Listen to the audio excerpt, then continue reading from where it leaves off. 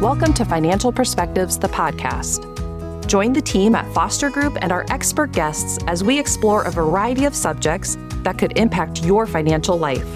We will cover timely economic and financial market news, a wide range of personal financial planning ideas, and investment topics. Ultimately, we want to encourage educated optimism and do our best to provide valuable insights to help you navigate your financial journey with confidence.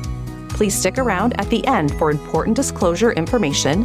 More information about Foster Group can be found in our ADV brochure at fostergrp.com.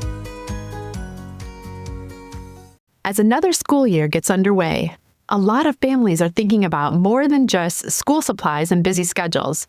They're also asking bigger questions about the future, such as how do we prepare for the cost of education, and what role do we want to play in helping the next generation succeed? The education landscape keeps changing. Parents and grandparents are weighing rising costs, shifting career paths, and questions about what higher education might look like years from now. At the same time, 529 plans and other education savings tools have become more flexible, but many people still don't realize all the options available to them. To help us unpack some of these questions, I'm joined by lead advisor Ryne Oller. Ryne works closely with families as they navigate education planning and make decisions that align with what's most important to them. His experience and knowledge in this area of planning make him the perfect guest for today's conversation. We'll talk about education saving strategies, clear up some common misconceptions about the 529 plans, and share practical ways to talk about this topic with loved ones. The goal is to support both your financial plan and the values you want to pass on to your family. Ryne, thank you for joining me today. Let's start with the big picture. Why has education planning become an important topic for so many families today? I think the short answer is it's expensive. So a lot of my clients are in their 30s or their 40s, and when you look at the cost of college specifically, it was on a rapid incline from 1995 to 2015. And actually, 2015 is about when it peaked, when we're talking about inflation-adjusted costs for that. And so if you graduated from 2005 to 2015, you're probably 33 to 43 years old.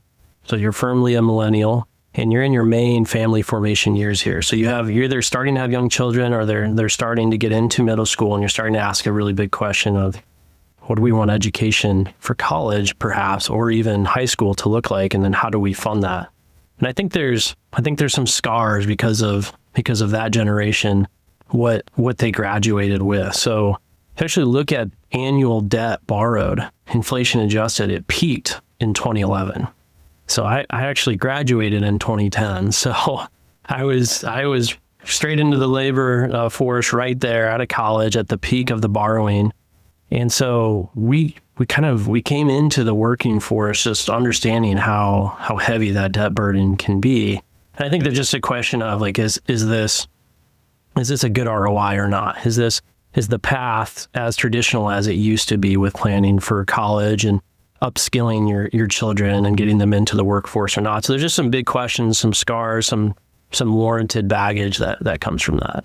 Yeah, that's a great point. I hear so many more people focusing on the cost, and you mentioned ROI, return on investment. That has not always been part of the conversation when people were talking about post-grad, opportunities. I think historically the path was very traditional. Go to college, get a 4-year degree, go into the labor market, and it's all going to take care of itself. And I think in certain spots in the economy that has been the case. There's been a lot of debt that people have that they didn't even quite understand before they got into it. And so there's just some baggage that comes with that. And so as I'm working through these conversations with my clients, just the big question is this worth it or not? And there's a lot of ifs around it. Like, what if my child doesn't go to college? Or what if they get a scholarship? What if AI changes everything? What if, just the landscape totally changes? Then how do I approach that? So they're all fair concerns. And I think with some good planning and some good tools to use, I think we can work around that. That's a great point. We've talked about some of the numbers already as far as cost, but maybe even before families get to the numbers, how do they even start thinking about education planning? Yeah, I think it has to start with family values. What are your goals as a family? Is education valuable to them or not? And they need to start with that, and then they need to kind of back into, okay, how do we fund that? So a lot of times there's just a lot of misinformation out there, just a lot of information. It's hard to know what's the right thing to do. I think it just needs to start with a conversation at home around what do we want for our children long term. And what do you think is the right age to start that conversation with children? That's a tough one. I think that a lot of millennials went into college and then came out of college never having that conversation at all, and just assuming, hey, this is all going to work out, I'm going to pay it off, and just having no real sense of the numbers at all. And so I think there's some baggage with that. So I think that there needs to be some education, but I think you want to be really careful about not dangling a carrot in front of a child that maybe there is a different path for them. You don't want to force them unnecessarily down a path just because they know that this money is there. And I think that's child dependent at the end of the day. You need to know your child. You need to know what motivates them.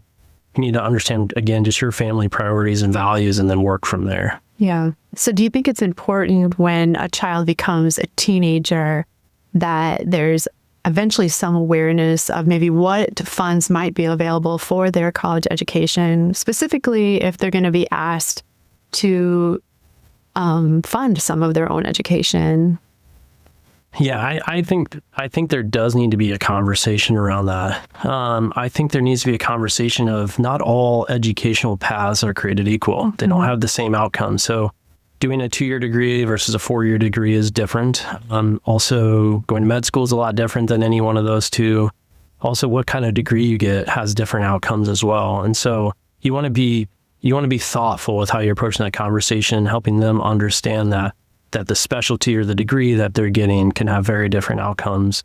And that's hard. That's a hard conversation to have. I don't know that anyone's going to do that perfectly or super well, but what you want to start to do is just, you want to start educating your child as much as you can. Again, I'd be very careful about incentivizing them in the wrong direction because of just some amount of money being there. Yeah, you don't want to influence their choice unintentionally, right? Yeah. With the funding. So what I'm hearing you say is that communication is key as you start to think about your approach to education planning. If we go back to the numbers, is there a right number to save? And maybe what's the best way to save? There's not a perfect number. And that's where we spend a lot of time talking with our clients about how do we form a plan with imperfect information down the road. We don't know exactly how our children are going to be gifted, what is the cost going to be. So how do we plan around that? And that's a really hard thing to do. So when we're talking about college specifically, a lot of times the 529 plan comes into the picture. And that's basically an IRA for educational spending. So it's a tax advantaged account that you put money into. You can pull it out for education. It's a really good tool to use. What I see a lot is concern around dollars going into that and then it not getting spent, which I think is a fair one because of just all the ifs that we've already talked about. I think, though, if you have that conversation as a family around what is priority, what's value, what are our values and our goals, and education is a part of it, the 529 should be a tool that you have at your disposal.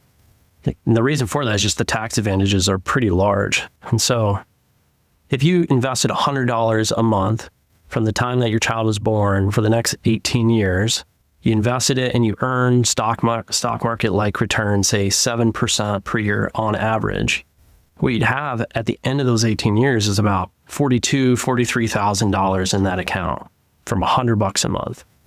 And of that $43,000, about half would be what you originally contributed, half would be the gains and the growth and the income that you earned. And if we just, okay, how much is that going to buy someone for college? It's going to buy probably about a year, maybe a little bit more than a year's worth of in-state public university. So that $100 for many of our clients is a good starting point for them to go after, and it gets them in the game. It gets them saving for their education in a tax advantaged way. Then do we do more than that? It's just really going to depend on each family's goals, but that is one tool that you can start to build very early And it just offers a lot of tax benefits that make sense for a family that does want to do that. Yeah, I love your example about how the discipline each month can go a long way. And it also really illustrates the time value of money. Let's talk about 529s again. And maybe what are some of the misunderstandings when it comes to this particular vehicle? I think the biggest misunderstanding is that it can be used only in a very narrow way. Most commonly, people think it's only for like a 4-year college, but it's much broader than that. You can use it for a 2-year school, graduate school, trade school, vocational programs, K through 12. It's a really versatile account. And even after all of that, if there's money left over in an account, the account owner could change the beneficiary. So sibling 1 has money left over, they could repurpose it to sibling 2. It could be passed on down to the next generation even. There's just a lot of different ways the account can get used. I think the bottom line on that, the reason for that is that the government's trying to incentivize people putting money in and funding their education. They're kind of dangling these tax benefits and these features in front of them so that it motivates them enough to do it. I just don't know that enough people understand how flexible the account actually is. Yeah, those are all such great points. And another thing, too, is we now have this Roth IRA rollover provision. And so how are people thinking differently about 529s because of that? Yeah, that's a relatively new feature that's been added in the last 2 or 3 years. And that is, again, just the government trying to get people off the sidelines and into the game of saving and investing for their children's education. So many of my conversations are just stuck around this idea of like, what if money is left over? And so the government knows that. And what they've done is up to $35,000 that's left over in a 529 can be rolled over to the same beneficiary's Roth IRA. And that I've seen that really move the needle for a lot of my clients. That's helped kind of alleviate some of the concerns they have around contributing to a 529 and having money left over. It's a really cool way of getting tax advantages at the beginning potentially and at the end and repurposing money for their children long term. And so I think the 529 is really versatile in ways that maybe a lot of people don't understand. And it's a tool that, in my experience, is a little underutilized. Mm-hmm. It really took it from being an education planning tool only to retirement and maybe even generational wealth passing tool. And so let's bring the grandparents into the conversation now. What if there's grandparents that want to help contribute to their grandchildren's education? What are the different ways that they can get involved? Yeah, that's a great question. It's a good point on not is it just education planning, retirement planning, but it's estate planning. So when you put money into a 529, it actually comes out of that person's estate, meaning it's excluded from that person's estate. And so for certain families, that could be really interesting around managing their estate and managing the taxes that could come from their estate. And I've seen many grandparents be very interested in getting money down to the next, not just the next generation, but generations beyond. And that's a really efficient way at doing education, retirement, and estate planning all at the same time. There's a lot of tax benefits associated with all of those.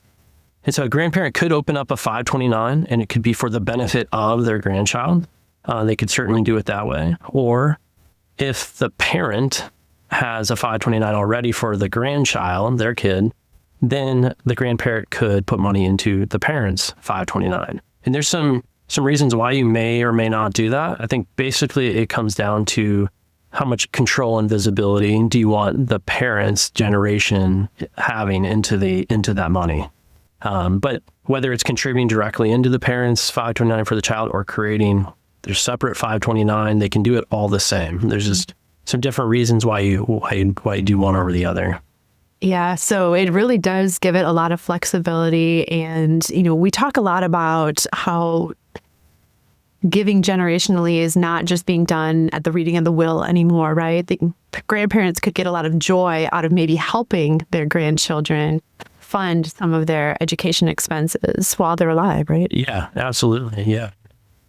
And so back to just kind of what's misunderstood about a 529 is just how far the 529s can reach. So it's not just an account for your children. It could be for grandchildren, nephews, nieces, brother, sister. There's just a wide range. And I've seen many grandparents be in a financial position where they have some abundance and they have this generosity that they want to lean into. And the 529 is a way to give to that to future generations.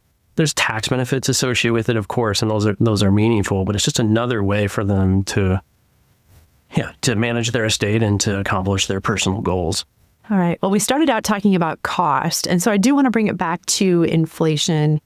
How do you advise people to incorporate the rising cost of education into their financial plan? And maybe what is the status of that at this point? And the first thing is that college is expensive, for sure. There is a price tag that's pretty substantial into the future that we need to keep in mind. I think what's interesting that most people don't understand, though, is that college inflation's actually come down quite a bit. So while the price tag that you're paying is still high, and feels high because it is high, the actual cost or the rise of that has gone slowed, especially relative to other things in the economy. And so when we look at on an inflation-adjusted basis, the cost of a 4-year public in-state school, it's actually decreased over the last 10 years, which is really surprising to a lot of people.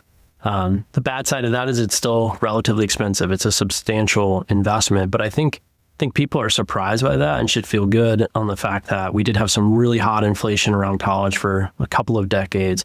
For the last decade, it has stagnated. So we need to plan for it. It is a significant investment. And again, I think it just comes back to having a plan and having the right tools and investment strategies for that. Mm-hmm. That is an interesting fact. And it's also very good to hear, especially as a parent of 2 college students and a high school student at the moment. So thank you for joining us today. Are there any last words of advice you want to leave the listeners? So I think the biggest thing I want to leave, and I've kind of already talked about it, is just having a plan for it. There's a lot of what ifs, and it's really easy to get stuck in this loop of what if, and a bunch of hypotheticals. And I think that the earlier you start, the better. Having diversification and a number of tools that you have around how you're going to approach this is helpful. You don't want to approach it from like an all or nothing. Like a 529 plan, for example, it doesn't have to be the only tool that you use to plan for college. You can use other investment accounts. You can use other strategies to solve for this, but it should be, if you do have that intent to help your children go to college, it should be a tool that's at your disposal. And it doesn't take a lot to have some meaningful tax benefits come from the 529. So I think you got to start with the conversation of the hard work of what's our values, what's our priorities, what's our goals, and then put some action together around moving forward and starting to invest and save for the future. Thank you so much for joining us today and sharing some of your wisdom on this topic. It's really helpful. You bet. Thank you. One thing that really stands out is that education planning isn't about having all the answers. It's about being thoughtful about your options. None of us know exactly what education will look like years from now or what it'll cost, but there are steps families can take today that create flexibility for the future.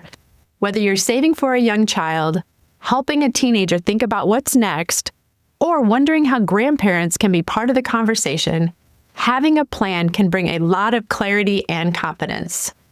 And the truth is, there's no one-size-fits-all approach.